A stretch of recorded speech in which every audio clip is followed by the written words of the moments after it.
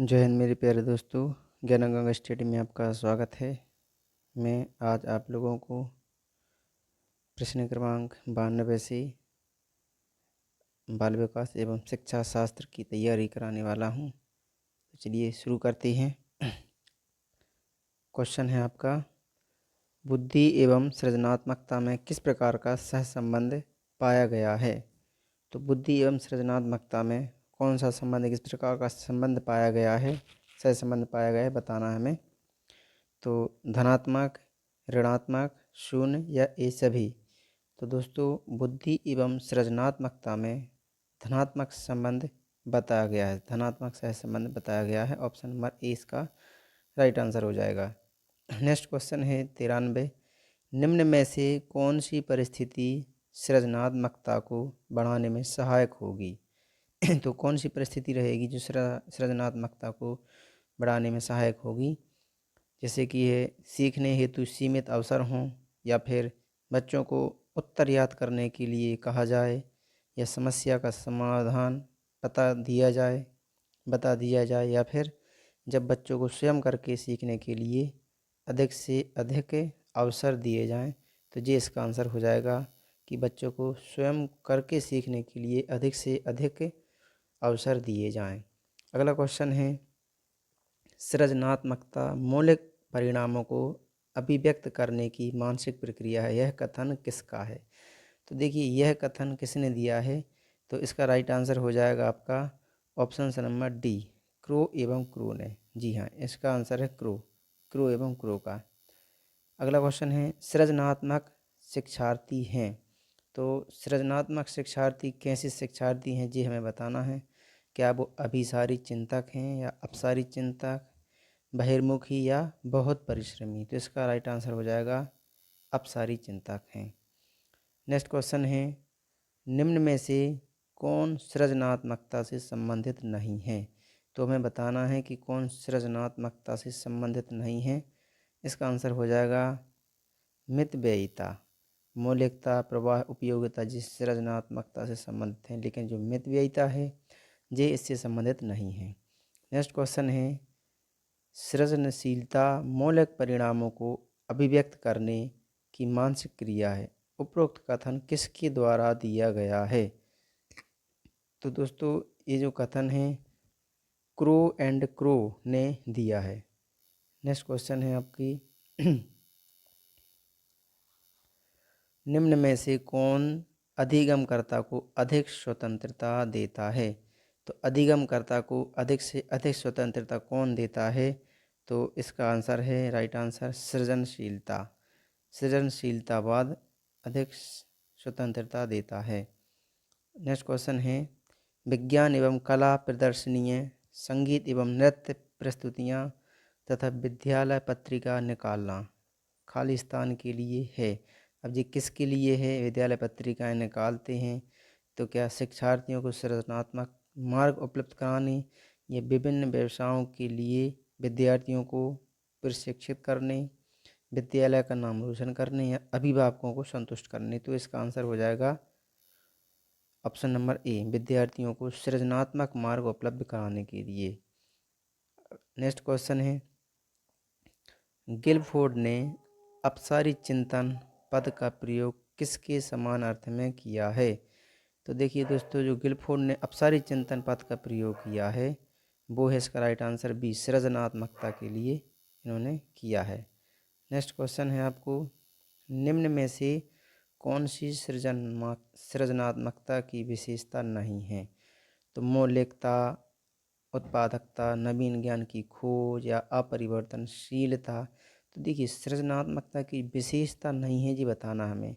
इसका आंसर हो जाएगा अपरिवर्तनीयता। इसका राइट आंसर हो जाएगा अपरिवर्तनीयता, ये परिवर्तनशीलता नहीं है।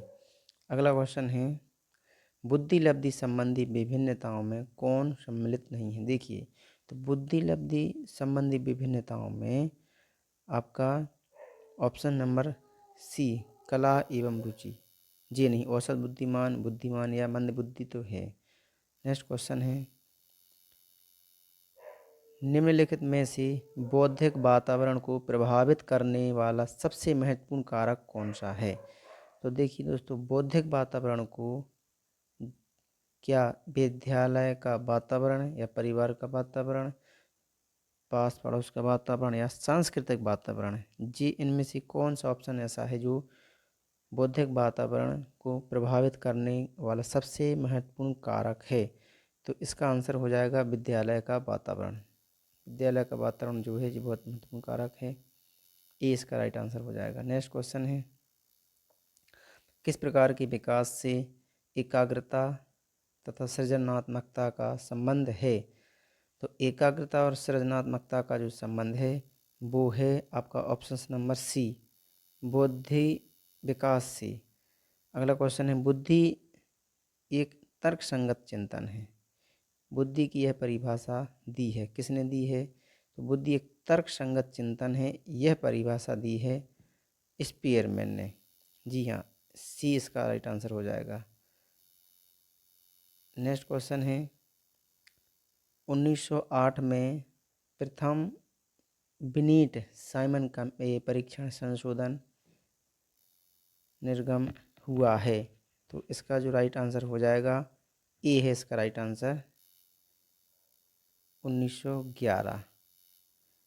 ए इसका राइट आंसर हो जाएगा। अगला क्वेश्चन है, अमेरिका में प्रथम विश्व युद्ध के दौरान व्यक्ति की बुद्धिमत्ता का परीक्षण खालिस्तान में हुआ। तो इसका अनुभव में, समूचे, संयोजन या समूहों में।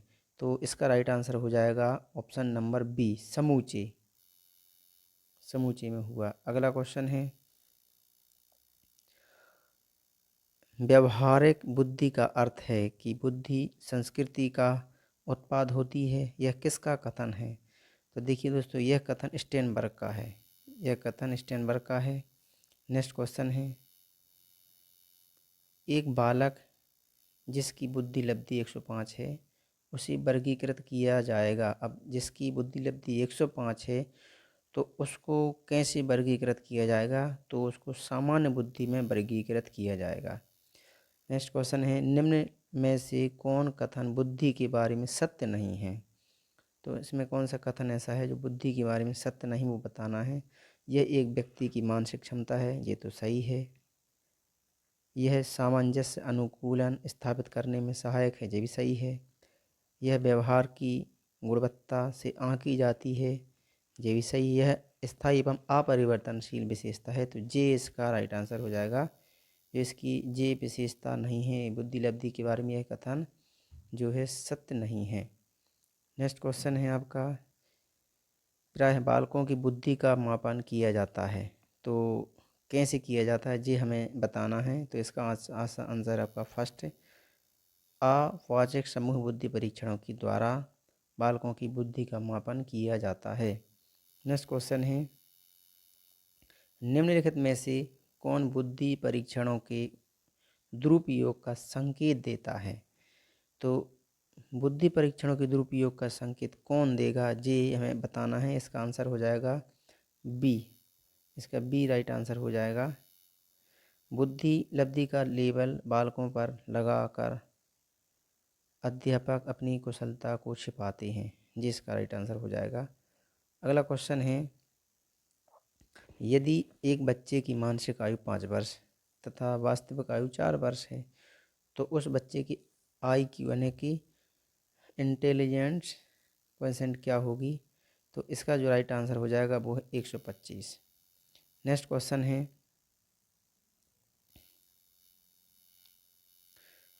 114 नंबर का जो क्वेश्चन है, बुद्धि पर वंशानुक्रम का प्रभाव होता है। तो बुद्धि पर वंशानुक्रम का प्रभाव होता है, यह कथन किसने दिया? यह कथन दिया है टर्मन ने। यह कथन टर्मन ने दिया है।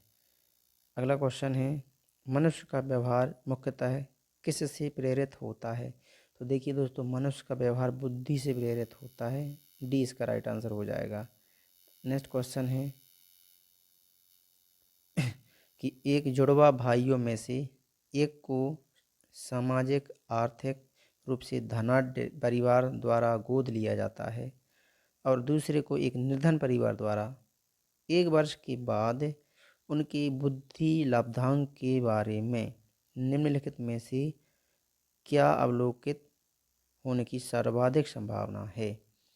तो दोस्तों इसका जो राइट आंसर है वो है इसका बी, सामाजिक आर्थिक स्तर बुद्धि लब्धांक को प्रभावित नहीं करता है, जिसका राइट आंसर हो जाएगा। नेक्स्ट क्वेश्चन है आपका, बुद्धि लब्धि लब्धांक सामान्यतः खालिस्तान रूप में शैक्षणिक के निष्पादन में संबंधित होती है। तो इसका आंसर हो जाएगा इसका डी, इसका राइट आंसर हो जाएगा जो उच्च। जी हाँ दोस्तों, इसका आंसर हो जाएगा राइट आंसर डी। अगला है क्वेश्चन, बुद्धि है, अब बुद्धि क्या है बताना है। सामर्थ्यों का एक समुच्चय है या एक अकेला और जाति विचार है, दूसरे को अनुकरण करने की योग्यता है या एक विशिष्ट योग्यता है। तो बुद्धि क्या है जी हमें बताना है। तो बुद्धि एक सामर्थ्यों का एक समुच्चय है जी। अगला क्वेश्चन है, निम्नलिखित में से कौन सा कथन सत्य है। लड़के अधिक बुद्धिमान होते हैं या लड़कियां अधिक बुद्धिमान होती हैं, या बुद्धि का लिंग के साथ संबंध नहीं है, या सामान्यतः लड़के लड़कियों से अधिक बुद्धिमान होते हैं। तो इसका आंसर है सी, कि बुद्धि का लिंग के साथ कोई संबंध नहीं है। अगला है क्वेश्चन 120 नंबर का क्वेश्चन है, अधिकांश व्यक्तियों को बुद्धि औसत होती है, बहुत कम लोग प्रतिभा संपन्न होते हैं और बहुत कम व्यक्ति मंद बुद्धि के होते हैं। यह कथन खालिस्तान के प्रतिस्थापित सिद्धांत पर आधारित है। तो यह कथन जो है आपका, यह कथन इसका ऑप्शन नंबर है बी, बुद्धि के वितरण। इसका आंसर है बुद्धि के वितरण के आधार पर सिद्धांत पर आधारित है। अगला क्वेश्चन है कि एक बालक की मानसिक आयु 12 वर्ष और शारीरिक आयु 10 वर्ष है, उसका बुद्धि लब्धांक होगा। तो देखिए 121 नंबर का जो क्वेश्चन है वो हो जाएगा आपका बी, इसका 120 हो जाएगा। दोनों का मल्टीप्लाई कर देंगे तो बुद्धि लब्धांक हो जाएगा 120। नेक्स्ट क्वेश्चन है 122 नंबर में, बुद्धि लब्धि मापने के जन्मदाता हैं। तो बुद्धि लब्धि मापने के जन्मदाता कौन है, वो है टरमैन। बुद्धि लब्धि मापने के जन्मदाता टरमैन को बोला गया है, कहा गया है। अगला क्वेश्चन है, जड़ बुद्धि वाले बालक का IQ बुद्धि लब्धि कितना होता है। तो जड़ बुद्धि वाले बालक का IQ जो है वो होता है ऑप्शन नंबर डी, 71 से कम होता है। अगला क्वेश्चन है, 16 वर्षीय बच्चा बुद्धि लब्धि परीक्षण में 75 अंक प्राप्त करता है, उसकी मानसिक आयु खालिस्तान वर्ष होगी। तो इसका जो आंसर हो जाएगा ऑप्शन नंबर बी, इसका ऑप्शन नंबर बी इसका राइट आंसर हो जाएगा। नेक्स्ट क्वेश्चन है, मनोवैज्ञानिकों के अनुसार बुद्धि सीखने की क्षमता है या अमूर्त चिंतन की योग्यता है, या तो ए या बी, या फिर ए और ए बी, यहाँ पर दोनों, अच्छा सी, या तो ए या बी, और ए और बी दोनों हैं। तो इसका जो राइट आंसर हो जाएगा आपका दोस्तों ये हो जाएगा डी, ए और बी दोनों इसके सही आंसर हैं। सीखने की क्षमता भी है, अमूर्त चिंतन की योग्यता भी है मनोविज्ञानों के अनुसार बुद्धि। अगला क्वेश्चन है, चेस तथा कार्ड को निम्न में से किसमें वर्गीकृत किया जा सकता है। तो चेस तथा कार्ड को हम बौद्धिक खेल में वर्गीकृत कर सकते हैं। अगला क्वेश्चन है, बुद्धि लब्धि के संबंध में क्या सत्य है। तो देखो दोस्तों, बुद्धि लब्धि के संबंध में बताना है कि क्या सत्य है। तो यह है ऑप्शन नंबर सी, इसका राइट आंसर हो जाएगा कि कालानुक्रमिक आयु से व्युत्क्रमिक संबंधित होता है।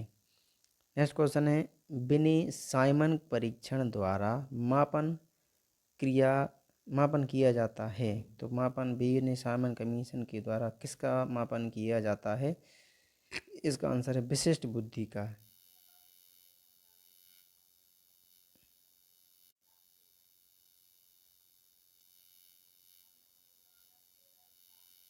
अगला क्वेश्चन है, मानसिक आयु की प्रत्यय का सर्वप्रथम प्रयोग किया था।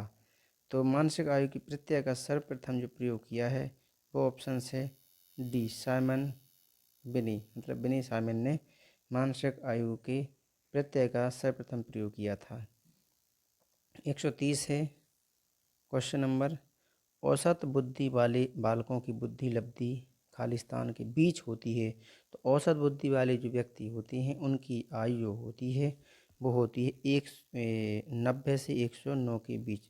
दोस्तों इसके पहले हमने और भी जो वीडियो बनाए हैं, आप उसमें जो भी हम यहाँ पर टेस्ट के रूप में ले रहे हैं या हम आपको बता रहे हैं, इसके पहले की तैयारी हमने आपको थ्योरी के रूप में कराई है। तो आप हमारी पिछली वीडियो देख सकते हैं, उनमें हमने आपको अच्छे से समझाया है उसको। अगला क्वेश्चन है 8 वर्ष के सुधीर की मानसिक आयु 10 वर्ष है, उसकी बुद्धि लब्धि कितनी है? तो दोस्तों इसका आंसर हो जाएगा डी 125, इसका राइट आंसर हो जाएगा। नेक्स्ट क्वेश्चन है टर्मन के अनुसार 90 या 100 बुद्धि लब्धि का बालक माना जाता है। तो देखो 90 और 100 बुद्धि लब्धि का बालक माना जाएगा सामान्य बुद्धि का। ऑप्शन नंबर बी इसका राइट आंसर हो जाएगा। 133 में बुद्धि लब्धि की गणना का सही सूत्र निम्न में से कौन सा है? तो देखिए दोस्तों, बुद्धि लब्धि की जो सही गणना का जो सूत्र है वो है आपका ए। मानसिक आयु लिखेंगे ऊपर और नीचे वास्तविक आयु लिखेंगे और 100 से उसको मल्टीप्लाई कर देंगे तो आपका बुद्धि लब्धि की गणना निकल आएगी यहाँ से। इसका राइट आंसर हो जाएगा। अगला क्वेश्चन है 5 वर्ष के मोहन की मानसिक आयु 8 वर्ष है, उसकी बुद्धि लब्धि कितनी होगी? अब देखिए दोस्तों, यहाँ पर आपको फॉर्मूला भी दिया है कि जो मानसिक आयु बताया है कि मानसिक आयु है 5 वर्ष, तो मानसिक आयु ऊपर रखेंगे।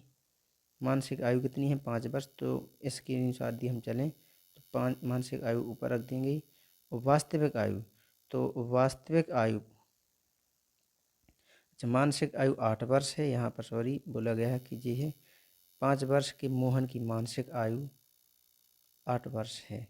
अच्छा, तो मानसिक आयु जो है 8 वर्ष है और 5 वर्ष वास्तविक आयु हो जाएगी। 5 वर्ष क्या हो जाएगी? वास्तविक आयु। अब इसको हम 100 से क्या कर देंगे? मल्टीप्लाई कर देंगे तो उसकी बुद्धि लब्धि निकल आएगी। 5 से इसको क्रॉस करेंगे 100 को तो 20 बार कट जाएगा और 20 का 8 में गुणा करेंगे तो 160 हो जाएगा इसका आंसर। इसका आंसर बी राइट आंसर हो जाएगा। तो अगला क्वेश्चन है 12 वर्ष से 16 वर्ष के बच्चों के लिए हिंदी में डॉक्टर एस जलोटा ने कौन सा परीक्षण प्रतिपादित किया? तो आपको इसका राइट आंसर हो जाएगा 135 नंबर क्वेश्चन का डी राइट आंसर हो जाएगा इसका। चित्रांकन परीक्षण किया है उन्होंने। नेक्स्ट क्वेश्चन है स्टैनफोर्ड बिने परीक्षण का मापन करता है। तो स्टैनफोर्ड बिने परीक्षण का मापन करता है, तो कौन से परीक्षण का मापन करता है? तो इसका राइट आंसर हो जाएगा बुद्धि का। ये बुद्धि का मापन करता है। 137 नंबर का क्वेश्चन है बुद्धि लब्धि अवधारणा के प्रथम प्रतिपादक कौन थे? तो बुद्धि लब्धि अवधारणा के जो प्रथम प्रतिपादक थे तो वो है इनका right answer option number D William stern हैं जो बुद्धि लब्धि अवधारणा के प्रथम प्रतिपादक थे। नेक्स्ट क्वेश्चन है मानव बुद्धि एवं विकास की समझ शिक्षक को खालिस्तान के योग्य बनाती है। तो जो मानव बुद्धि एवं शिक्षक की समझ होती है वो इसका आंसर है सी है विविध शिक्षार्थियों के शिक्षण के बारे में स्पष्टता। अगला क्वेश्चन है किसने सबसे पहले बुद्धि परीक्षण का निर्माण किया? तो सबसे पहले बुद्धि परीक्षण का निर्माण किसने किया है? अल्फ्रेड बिने या चार्ल्स एडवर्ड स्पीयरमैन या रॉबर्ट स्टैनबर्ड या डेविड रेसलर ने? तो इसका जो राइट आंसर है वो है अल्फ्रेड बिने ने सबसे पहले बुद्धि परीक्षण का निर्माण किया था। अगला क्वेश्चन है बुद्धि लब्धांक के आधार पर विभिन्न समूह में विद्यार्थियों का वर्गीकरण उनकी स्वगरिमा को डैश है, मतलब खालिस्तान है, और उनके शैक्षणिक निष्पादन को खालिस्तान है। तो इसका राइट आंसर हो जाएगा बी घटाता है और प्रभावित नहीं करता है। घटाता है और प्रभावित नहीं करता है। अगला क्वेश्चन है जीन पियाजे की संज्ञानात्मक विकास की अवस्थाओं के अनुसार जिसे पूर्ण प्रत्यात्मक काल के रूप में जाना जाता है निम्न में से किससे संबंधित है? तो इसका जो राइट आंसर हो जाएगा ऑप्शन नंबर सी, पूर्व संक्रियात्मक अवस्था से। नेक्स्ट क्वेश्चन है, पियाजे के संज्ञानात्मक सिद्धांत की अवस्थाओं का क्रम निम्न है। तो पियाजे की संज्ञानात्मक अवस्थाओं का जो क्रम है वो ऑप्शन नंबर बी है। राइट आंसर इसका हो जाएगा बी, संवेदनात्मक गामा काल, पूर्व संक्रियात्मक काल, मूर्त संक्रियात्मक काल, औपचारिक संक्रियात्मक काल। अगला क्वेश्चन है, पियाजे के संज्ञानात्मक विकास के सिद्धांत के अनुसार समाविष्टीकरण से तात्पर्य है। तो इसका राइट आंसर हो जाएगा बी, चिंतन के नए तरीकों का समावेश तथा पूर्ववर्ती विद्यमान बौद्धिक संरचनाओं के सुधार करते हुए व्यवहार करना। अगला क्वेश्चन है, पियाजे के संज्ञानात्मक विकास के सिद्धांत की मूर्त संक्रियात्मक अवस्था निम्न योग्यता द्वारा लक्षित नहीं होती है। तो इसका आंसर हो जाएगा आपका ऑप्शन नंबर बी, मानसिक द्वंद्व। अगला क्वेश्चन है, वस्तुओं को क्रम से लगाने की क्षमता बालक में किस विकसित होती है जब वह, तो बच्चे वस्तुओं को क्रम से कब लगा पाते हैं? तो इसका आंसर हो जाएगा मूर्त क्रियात्मक अवस्था में हो। जब बच्चे मूर्त क्रिया अवस्था में हों तब बच्चे वस्तुओं को क्रम से लगाना सीख जाते हैं। अगला क्वेश्चन है, घटना और वस्तुओं के बारे में एक बच्चा तार्किक रूप से सोच सकता है। पियाजे के चरणों के संबंध में सही कथन है। तो इसका जो राइट आंसर हो जाएगा वो ऑप्शन नंबर सी, मूर्त संचालन प्रक्रिया में। इसका ऑप्शन नंबर सी हो जाएगा। नेक्स्ट क्वेश्चन है, निम्न सिद्धांतों में से कौन सब बच्चे की बौद्धिक विकास के 4 चरण संवेदी चालक, पूर्व परिचालन, सुदृढ़ परिचालन एवं औपचारिक परिचालन को चिन्हित करता है? तो इसका आंसर हो जाएगा सी, आंसर राइट हो जाएगा कि जीन पियाजे का संज्ञानात्मक विकास सिद्धांत। जीन पियाजे का संज्ञानात्मक विकास सिद्धांत। अगला क्वेश्चन है, समायोजन से तात्पर्य स्वयं का विभिन्न परिस्थितियों में अनुकूलन करना है ताकि संतुष्ट किया जा सके। तो किसको संतुष्ट किया जाए? आवश्यकताओं को संतुष्ट किया जा सके। इसका राइट आंसर हो जाएगा। अगला क्वेश्चन है, पियाजे के अनुसार संज्ञानात्मक विकास की अवस्थाओं को बांटा गया है। तो पियाजे के अनुसार संज्ञानात्मक विकास की अवस्थाओं को कितने भागों में बांटा गया है? तो वो है इसका राइट आंसर 4 भागों में बांटा गया है। ये इसका राइट आंसर हो जाएगा। अगला क्वेश्चन है, जीन पियाजे द्वारा परिभाषित चरण जिसमें ज्ञानात्मक विकास की शुरुआत शिशु द्वारा अपनी संवेदना, विवेक एवं गतिविधियों का इस्तेमाल दुनिया को समझने के साथ होती है कहलाता है। तो इसका जो राइट आंसर हो जाएगा वो है आंसर ऑप्शन नंबर ए, संवेदी मोटर अवस्था। अगला क्वेश्चन है, पियाजे के संज्ञानात्मक विकास सिद्धांत के अनुसार संवेदी क्रियात्मक अवस्था होती है। तो इसका जो राइट आंसर हो जाएगा वो ऑप्शन नंबर ए, जन्म से 2 वर्ष तक। अगला क्वेश्चन है, एक बच्ची को उसके पिता चहलकदमी करा रहे थे। बच्ची जानती थी कि चिड़िया जैसी चीज़ें होती हैं, परंतु उसने कभी पतंग को नहीं देखा था। पतंग को देखकर उसने कहा, चिड़िया को तो देखो। उसके पिता ने कहा, यह एक पतंग है। यह उदाहरण दिखाता है, किसका उदाहरण दिखाता है? तो इसका जो राइट आंसर हो जाएगा यह सम्मिलन का उदाहरण बताता है। सम्मिलन, राइट आंसर इसका हो जाएगा सम्मिलन।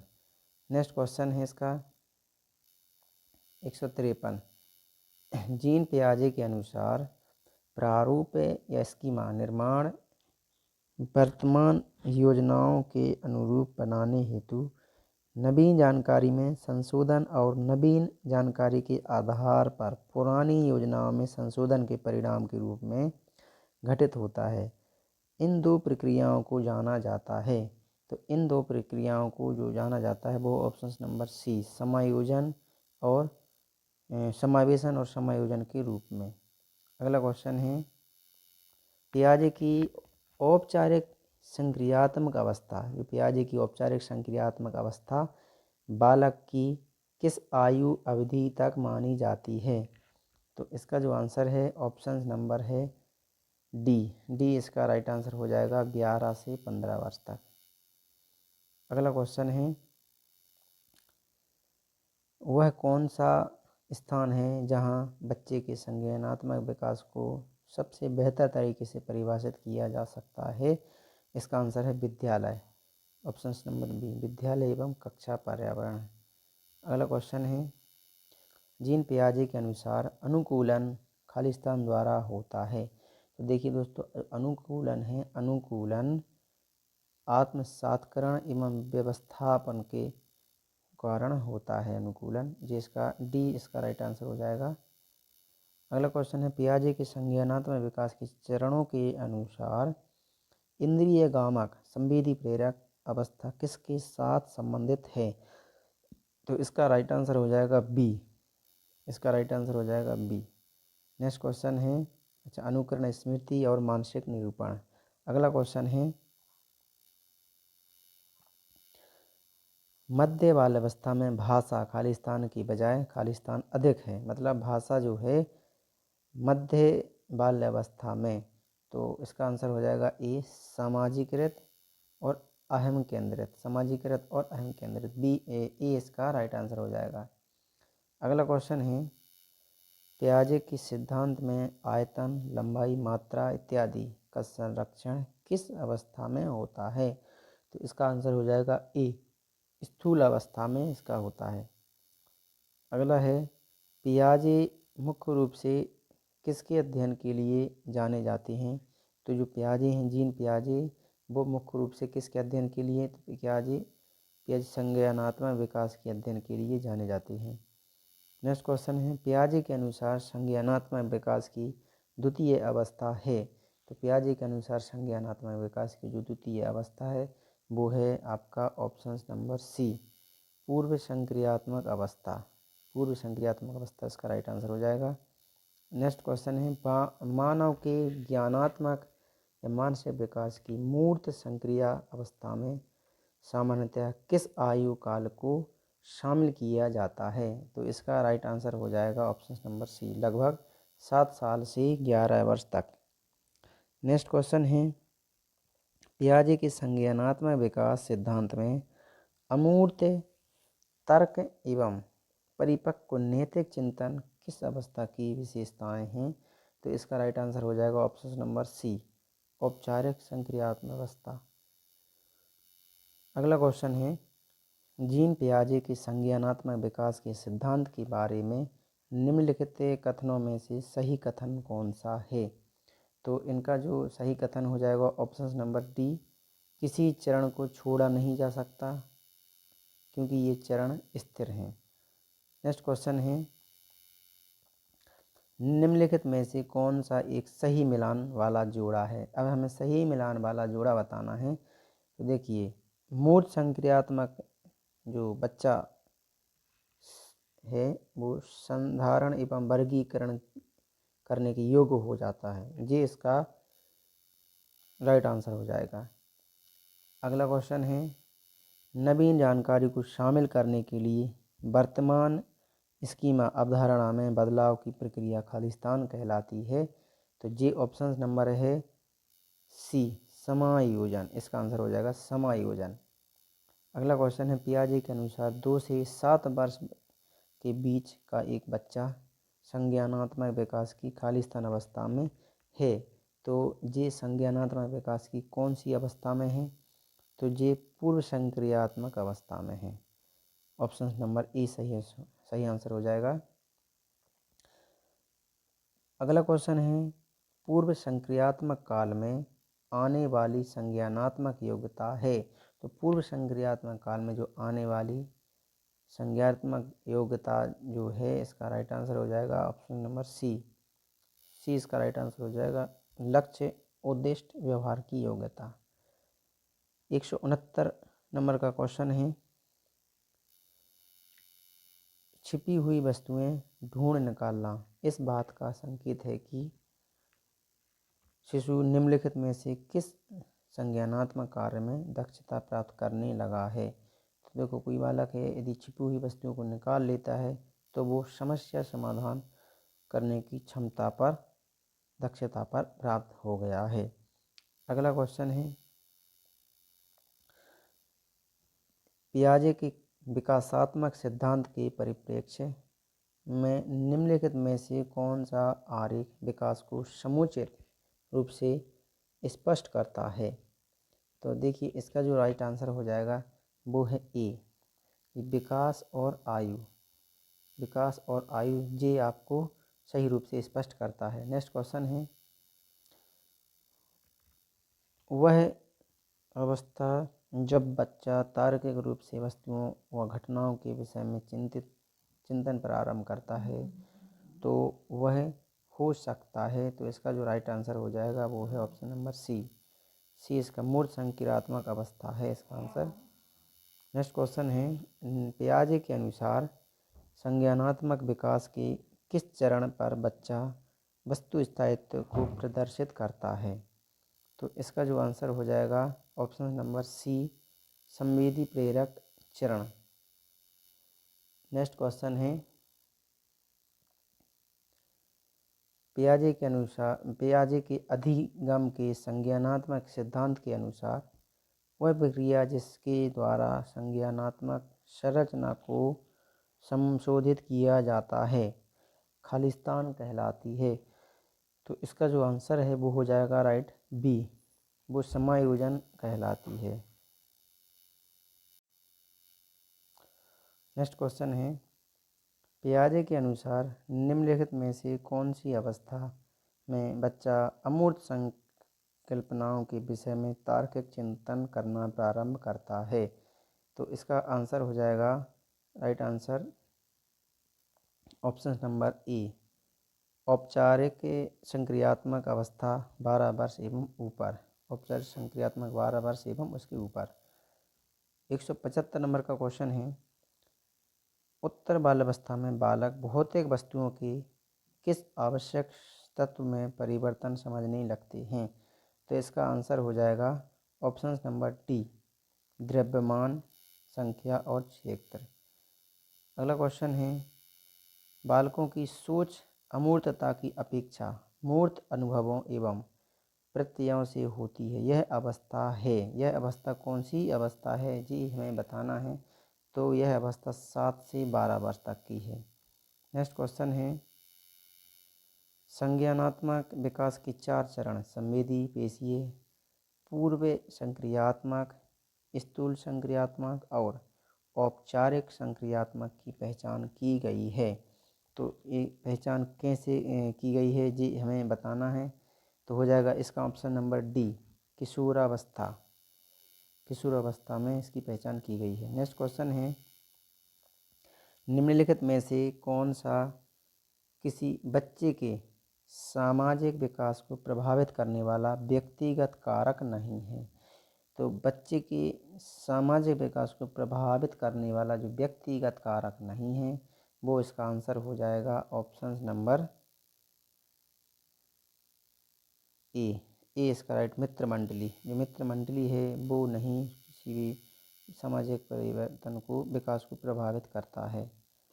नेक्स्ट क्वेश्चन है, अच्छा इसके ऊपर एक क्वेश्चन जो है वो रह गया था। इसका है 178 नंबर का जो क्वेश्चन था वो है, निम्न में से किसको विद्यालय में समाजीकरण की विशिष्ट अवस्था माना जाता है।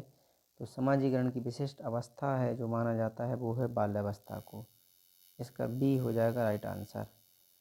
नेक्स्ट क्वेश्चन है आपको 180 का, खेल कूद के जरिए बच्चों में किस प्रकार का विकास संभव है। तो खेल कूद के जरिए जो बच्चों में विकास संभव है वो है ऑप्शन नंबर डी, इनमें से कोई नहीं। देखो, परस्पर सम्मान की भावना, सहयोग एवं सामंजस्य या सामाजिक गुण, तो ये इनमें से कोई भी खेल कूद के जरिए नहीं हम प्राप्त कर सकते हैं।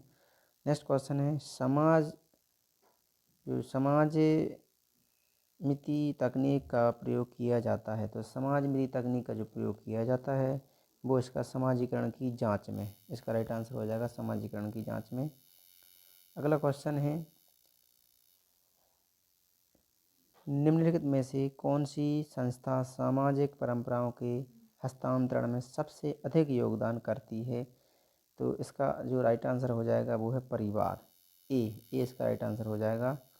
नेक्स्ट क्वेश्चन है, बच्चों के सामाजिक विकास को प्रभावित करने वाले कारक हैं। तो बच्चों के सामाजिक विकास को जो प्रभावित करने वाले कारक हैं वो हैं आर्थिक तत्व। ये बच्चे के सामाजिक विकास को प्रभावित करते हैं। नेक्स्ट क्वेश्चन है, निम्न में से किसका मिलान सही है? हमें मिलान बताना है कि किसका मिलान सही है। देखिए, जो सामाजिक विकास वातावरण है, इसका जो राइट आंसर हो जाएगा वो सामाजिक विकास वातावरण है। नेक्स्ट क्वेश्चन है, बच्चों के सामाजिक विकास में खालिस्तान का विशेष महत्व होता है। तो किसका विशेष महत्व होता है? तो वो है इसका राइट आंसर ए, खेलों का विशेष महत्व होता है सामाजिक विकास में।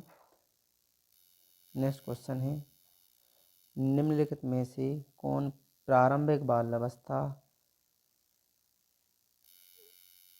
अवधि के दौरान उन भूमिकाओं एवं व्यवहारों के बारे में जानकारी प्रदान करते हैं जो एक समूह में स्वीकार्य हैं? तो इसका जो आंसर हो जाएगा माता पिता एवं भाई बहन। जी इसका राइट आंसर हो जाएगा। नेक्स्ट क्वेश्चन है, बच्चे को सामाजिक विकास वास्तव में प्रारंभ होता है। बच्चे का सामाजिक विकास कब प्रारंभ होता है जी हमें बताना है। तो इसका राइट आंसर हो जाएगा उत्तर बाल्यावस्था। जी हाँ, उत्तर बाल्यावस्था, डी ऑप्शन इसका सही हो जाएगा। नेक्स्ट क्वेश्चन है, सबसे अधिक गहन और जटिल समाजीकरण होता है। सबसे अधिक गहन और जटिल समाजीकरण कब होता है? इसका जो राइट आंसर हो जाएगा वो है किशोरावस्था के दौरान। किशोरावस्था के दौरान जो जटिल समाजीकरण होता है। अगला है क्वेश्चन, एक बालक पहले पूरे हाथ को, फिर उंगलियों को तथा फिर हाथ और उंगलियों को एक साथ चलाना सीखता है। यह उदाहरण बुद्धि और विकास के किस सिद्धांत को दर्शाता है? तो इसका जो राइट आंसर हो जाएगा वो है ऑप्शन नंबर बी, एकीकरण का सिद्धांत। एकीकरण के सिद्धांत को यह दर्शाता है। नेक्स्ट क्वेश्चन है, विशेष अवधि के दौरान विकास प्रगति करता है लेकिन इस अवधि में समायोजन के लिए विराम करता है। यह विकास के निम्नलिखित किस नियम को अनुसारित करता है? तो इसका आंसर हो जाएगा ये सी, चक्रवात प्रगति का सिद्धांत। नेक्स्ट है, मस्तिष्काधोमुखी एवं निकट से दूर का क्रम किस क्रिया का अंग है? तो ये जो है आपका आंसर बी, विकास की क्रिया का अंग है। अगला क्वेश्चन है, बालक की शारीरिक व क्रियात्मक विकास की दिशा होती है। तो इनके विकास की जो क्रियात्मक दिशा होती है वो ऑप्शन नंबर है बी, सिर से पैर। सिर से पैर तथा शरीर के मध्य से बाहर की ओर होती है। नेक्स्ट क्वेश्चन है, बच्चे के विकास के सिरस्थ सिद्धांत के अनुसार बालकों में निम्न में से कथन सत्य है। इनमें से कौन सा कथन सत्य जी बताना है हमें। तो इसका जो राइट आंसर हो जाए, विकास सिर से पैर की ओर होता है। तो हाँ जी, अभी पिछले क्वेश्चन में हमने भी बात की, विकास जो होता है सिर से पैर की ओर होता है। नेक्स्ट क्वेश्चन है, नरेश और मुकेश की आयु समान है, उनके सामाजिक एवं मानसिक विकास में काफ़ी अंतर है। यह विकास के निम्नलिखित सिद्धांत के कारण होता है। तो यह किस सिद्धांत के कारण होता है जो हमें बताना है। इसका आंसर हो जाएगा ऑप्शन नंबर सी, यह व्यक्तिगत सिद्धांत के कारण होता है। ऑप्शन नंबर इसका सी राइट आंसर हो जाएगा। नेक्स्ट क्वेश्चन है, मानव जाति में विकास होता है। तो मानव जाति में जो विकास कैसे होता है तो जी बताना है। तो इसका आंसर हो जाएगा डी, मानव जाति में विकास जीवन पर्यंत होता है। मानव जाति में विकास जीवन पर्यंत होता है। नेक्स्ट क्वेश्चन है, निम्न में से विकास का कौन सा सिद्धांत गलत है? तो विकास का सिद्धांत कौन सा गलत है? विकास में वैयक्तिक विभिन्नता होती है, विकास संयोगों का परिणाम है, यह एक सतत प्रक्रिया है, यह पूर्व का अर्थनीय है। तो इसका जो राइट आंसर हो जाएगा वो है बी। बी गलत है, विकास संयोगों का परिणाम है। तो जी इसका राइट आंसर है, मतलब ये बात गलत बताई गई है विकास के बारे में। नेक्स्ट क्वेश्चन है, प्रत्येक अधिगमकर्ता अद्वितीय होता है, अर्थात कोई भी दो अधिगमकर्ता उनकी योग्यताओं, रुचियों तथा कौशलों में समान नहीं होते हैं, या अधिगमकर्ताओं में कोई भी उभयनिष्ठ गुण नहीं होते हैं, न ही वे उभयनिष्ठ लक्ष्यों को बांटते हैं, या फिर सभी अभिगमकर्ताओं के लिए एक उभयनिष्ठ पाठ्यचर्या संभव नहीं है, या फिर एक विषमांगी कक्षा में सभी अधिगमकर्ताओं की क्षमता को विकसित करना असंभव है। तो इसका जो राइट आंसर हो जाएगा वो है ए। ये राइट आंसर हो जाएगा कि कोई भी दो अधिगमकर्ता उनकी योग्यताओं, रुचियों तथा कौशलों में समान नहीं होती हैं। अगला क्वेश्चन है, सीफेलोकोडल प्रवृत्ति के सिद्धांत के अनुसार शारीरिक विकास होता है। तो शारीरिक विकास जो होता है सिर से पैर की तरह होता है, सिर से पाँव की तरफ होता है। आगे है, निम्न में से कौन सा विकास का सिद्धांत नहीं है। तो देखिए दोस्तों, विकास का सिद्धांत है जो अनुकूल पर्यावर्तन का सिद्धांत, जे इसका राइट आंसर हो जाएगा। बाकी निरंतर विकास का सिद्धांत, परस्पर संबंध का सिद्धांत, समान प्रतिमान का सिद्धांत, ये सभी विकास के सिद्धांत हैं। लेकिन बाकी अनुकूल प्रत्यावर्तन का सिद्धांत ऑप्शन ए जे नहीं है। नेक्स्ट क्वेश्चन है, विकास एक प्रक्रिया है। तो विकास एक कैसी प्रक्रिया है जी हमें बताना है। तो विकास एक निरंतर प्रक्रिया है, अपूर्ण, खंडित या पूर्ण नहीं है जी। विकास एक निरंतर प्रक्रिया है। दोस्तों आज की वीडियो में इतना ही, और अगले वीडियो में हम मिलते हैं जिसमें हम आपको प्रश्न क्रमांक 201 से 308 तक के क्वेश्चन लेकर के आएंगे। तो जुड़े रहिए हमसे, और हमारे वीडियो को लाइक कीजिए, शेयर कीजिए, कमेंट कीजिए, और हमारे चैनल को सब्सक्राइब कीजिए यदि हमारा वीडियो आपको अच्छा लगा हो तो। धन्यवाद।